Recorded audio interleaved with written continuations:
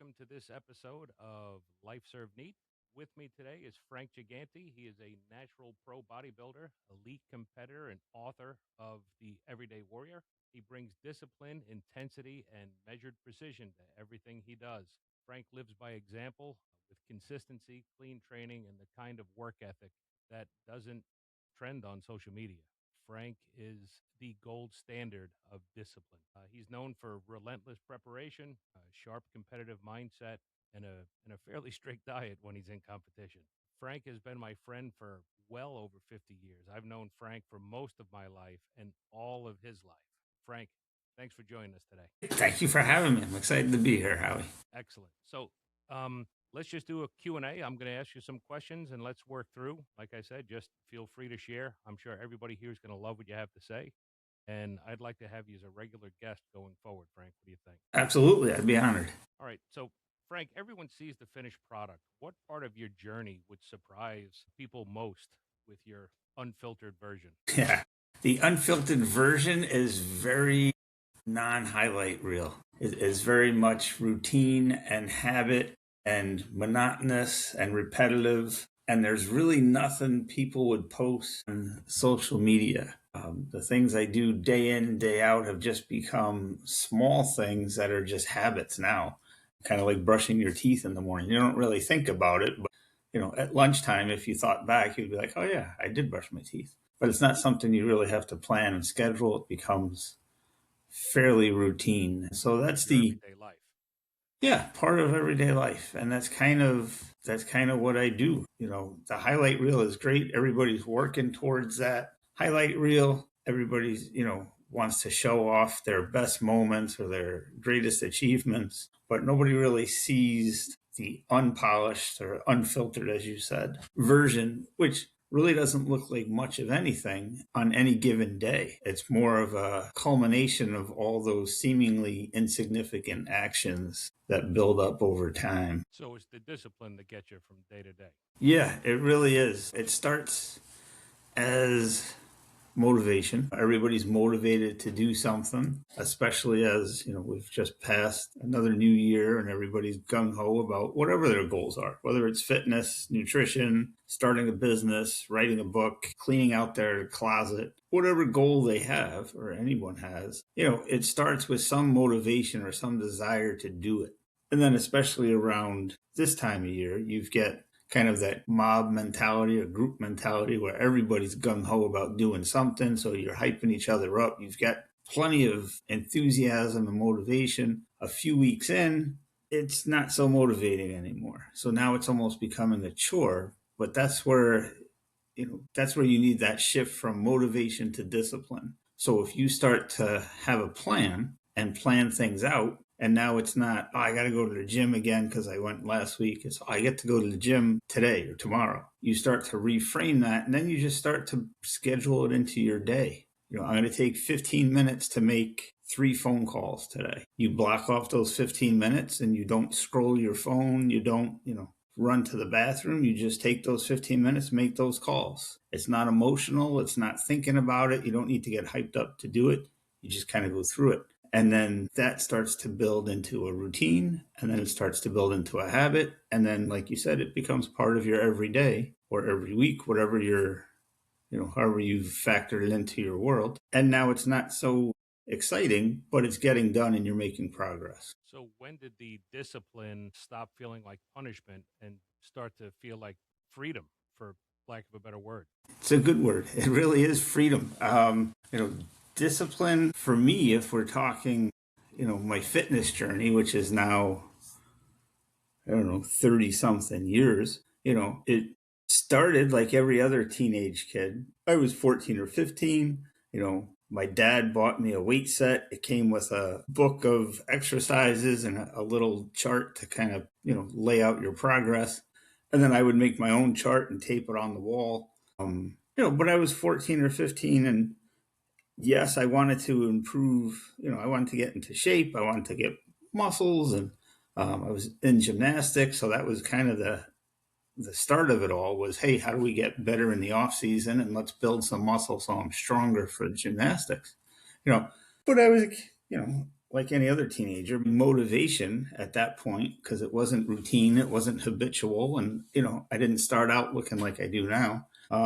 It came and went. It was great if I had nothing to do or was thinking about it or was in the mood to go work out, and that would last for a short period of time, and then other things would come up or I didn't feel like it, and I would get out of the routine. And, my dad was the disciplinarian of that, not in a punishment way, but he was the one trying to instill that discipline of, if you commit to something, commit to it and see it through and stick to it. And so that part didn't feel good. That was more of, if he asked, how was your workout? And I'm like, I didn't work out today. Now I feel miserable about myself. But at some point, all of those actions of doing it and sticking to it and the consistency of it, somewhere along the way, it switched and it became an intrinsic motivation, which was the discipline. And then it was freedom. And now, fast forward all these years later, having that kind of discipline in just my everyday life, there's certain things that I know are going to get done. I may not always know when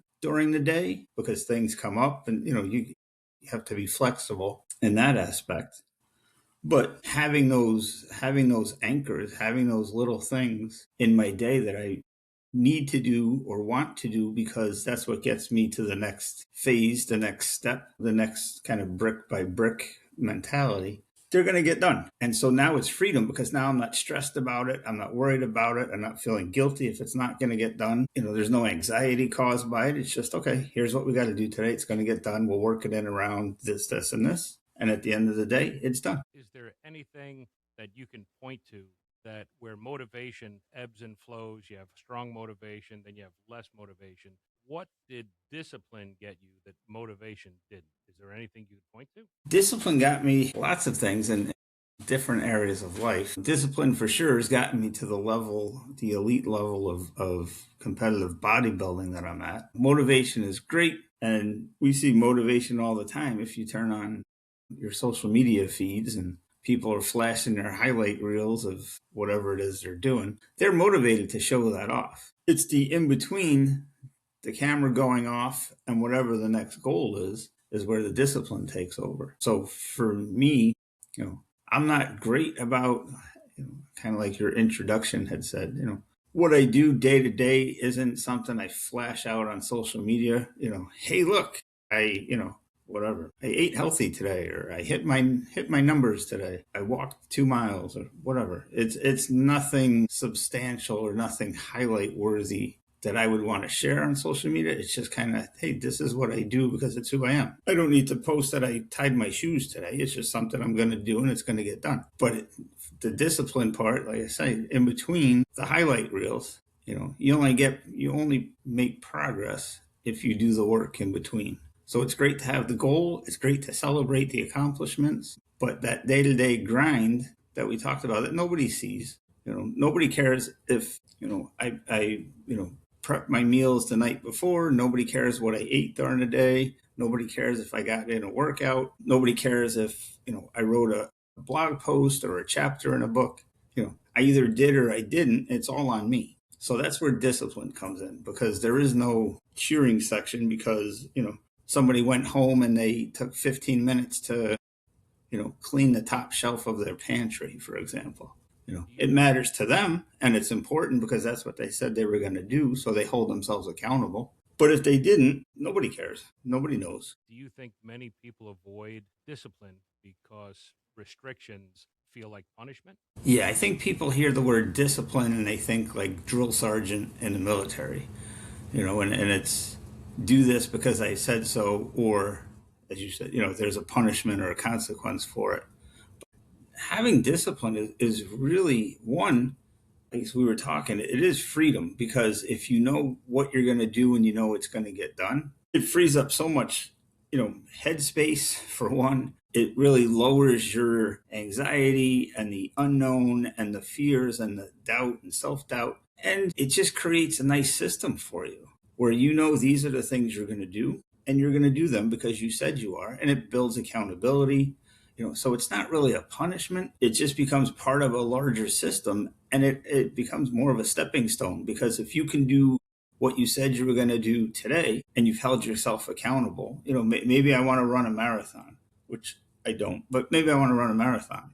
You know, I've never run before. So I'm not going to be like, yeah, I'm going to run a marathon in, 3 months and I'm just going to go out and do it. There's no way. I don't think I could run around the block. But if tonight I said, all right, when I get up after breakfast, whatever, a certain time, I'm going to run, down the block. Maybe it's 5 houses or maybe to the stop sign, and then walk the rest of the block. But I put out my shoes, I put out my sweats, whatever I'm going to wear. Now I'm getting in my head like, okay, this is going to happen. So when that time comes, I'm prepared. I'm not like, oh, where's my socks? Where's my shoe? I don't have the right clothes. Forget it. Now I'll wait till tomorrow. So you build that little accountability piece in there. And now it's freedom. It's just automatic. Like, okay, it's time. I have my clothes. I've got my shoes. Put them on. Off we go. So it's definitely not a punishment to be organized and to have a plan. Okay. Well, was there a time where you owned the outcome, where you stopped blaming situations or circumstances and said, I own it? Yeah. And again, I think I don't have a specific, like, that was the point in time. But I think through fitness, in my case, you learn that it's on you, and you take ownership for it, whether it's going to get done or not going to get done. Like I said, people aren't standing around and cheering because, you painted the garage door today. If you want to paint the garage door and you tell yourself you're going to do it, you go out and do it. If you don't, nobody's waiting for you. That was something that was instilled over time. It's very easy to look outward and just be like, oh, this didn't happen because of this or that person, or they did this. But again, with the accountability piece, if you are holding yourself accountable, you start to take more ownership for what you're doing, and you take ownership for what you're not doing. And then it becomes, more about you and not about outside factors. I know, like I can say, it's snowing out today. I don't really want to drive to the gym. Okay. But is that really, for accountability wise, is that legit that I'm not going to go to the gym? Or is that just the excuse I want to feed myself that makes it okay that I'm not going?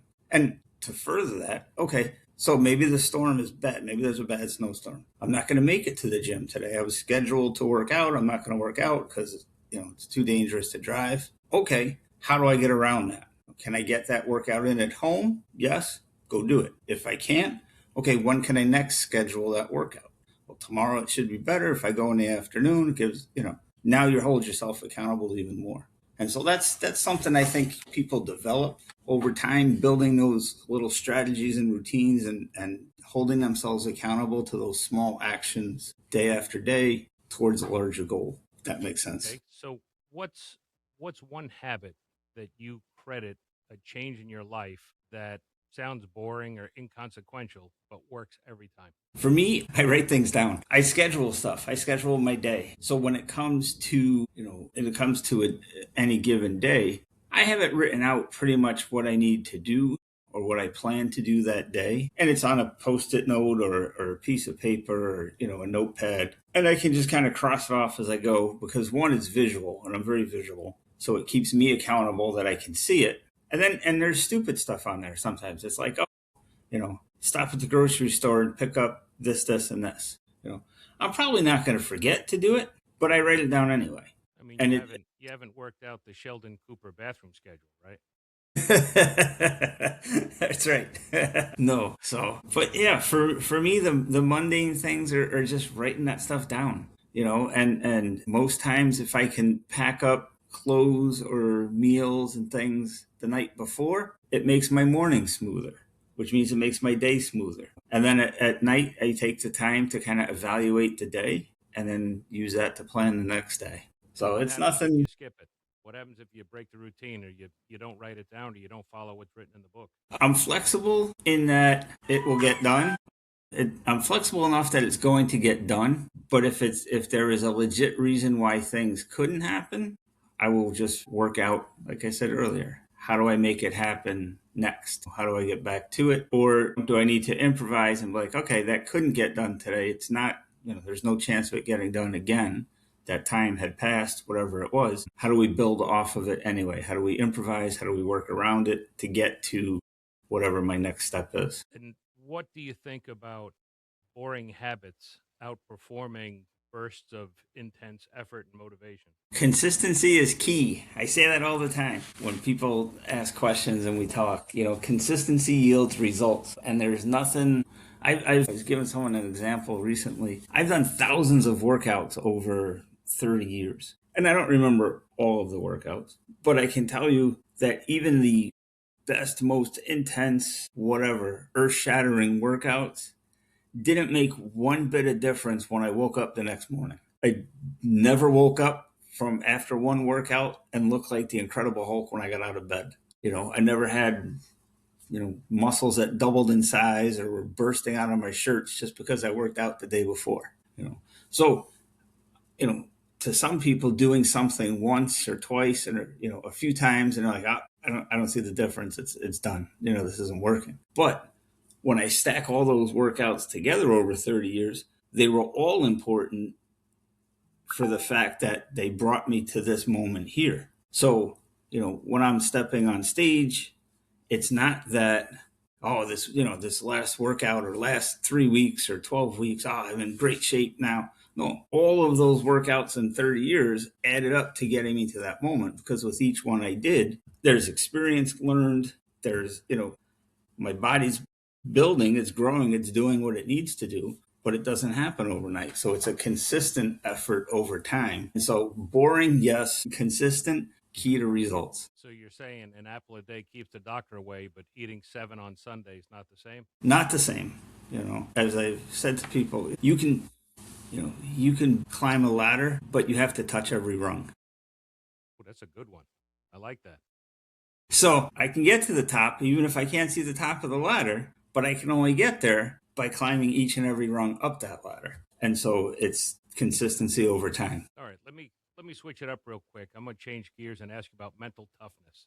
All right? Okay. What lie do people tell themselves or believe about mental toughness that actually makes them weaker? That they can't do something. That's the biggest one.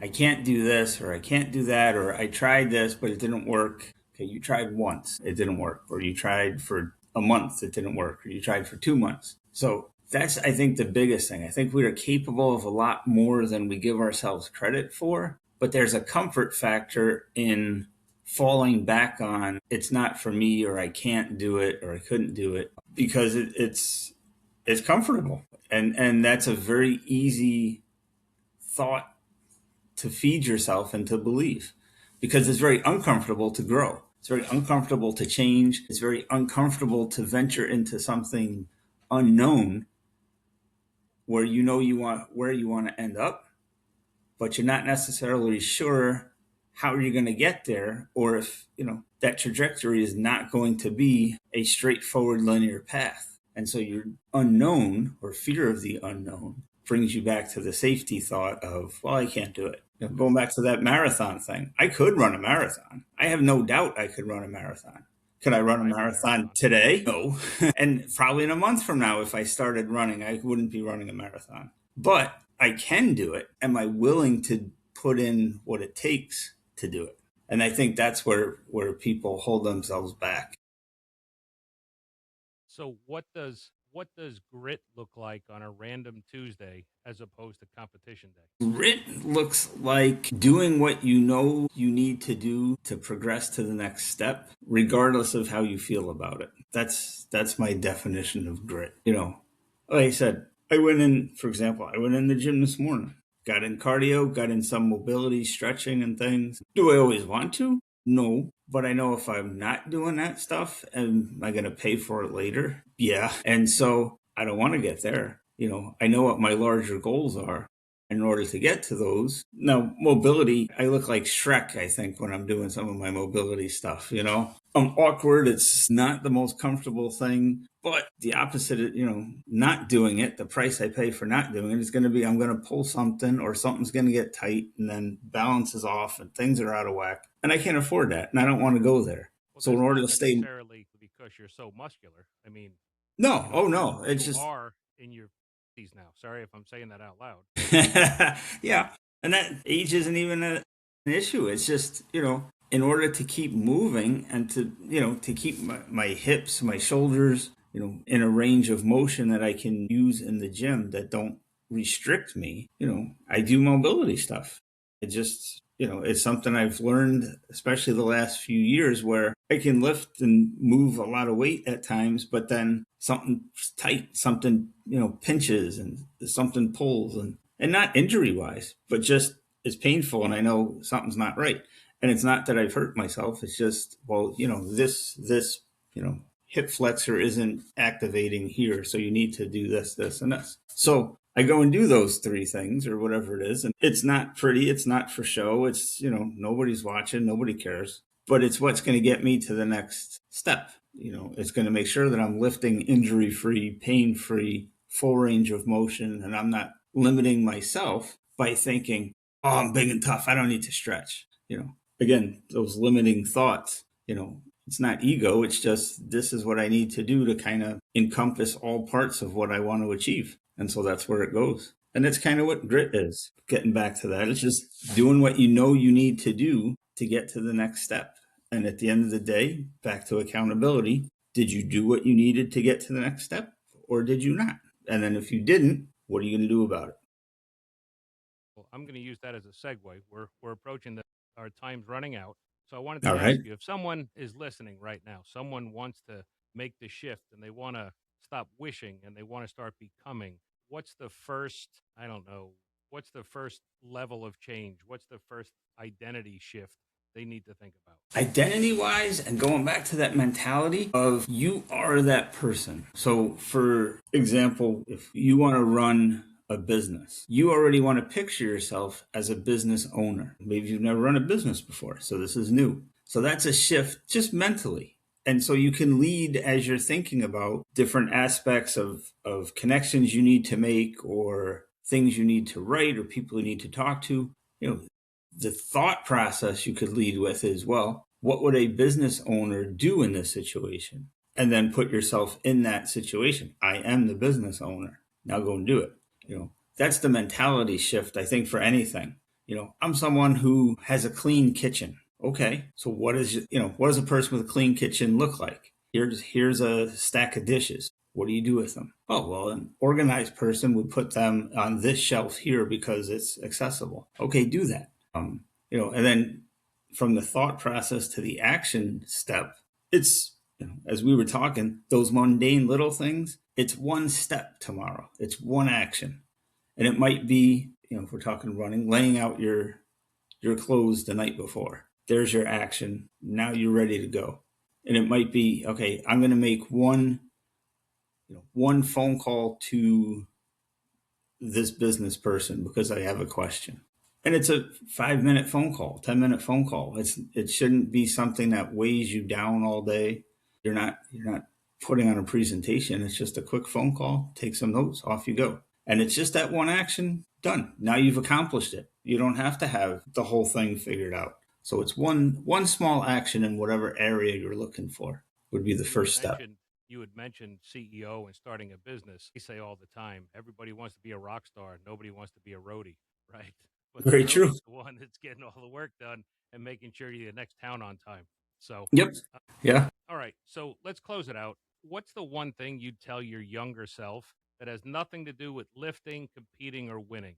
What advice would you give young Frank? Be yourself. That would be the biggest thing. Not what you think you should be, or what you think others think you should be, or how you think others may see you in any situation, but just be you. Because by doing that, you radiate a certain energy and set a certain example that people that need that message or need that visual are drawn to it. That's good advice. Thanks. Good advice. Well, Franco, thank you for your time tonight. I truly appreciate you. We'll have you back again, okay? I would love to be back. Thank you for your time. Do you want to give any of your social out before we sign off? Do you want to give any links to your social? Sure. You can find me on Instagram, Twitter, Facebook, Frank Gigante, Natural Pro. Fantastic. Thank you, gang. And for everybody watching, thank you for joining us. We'll see you next time.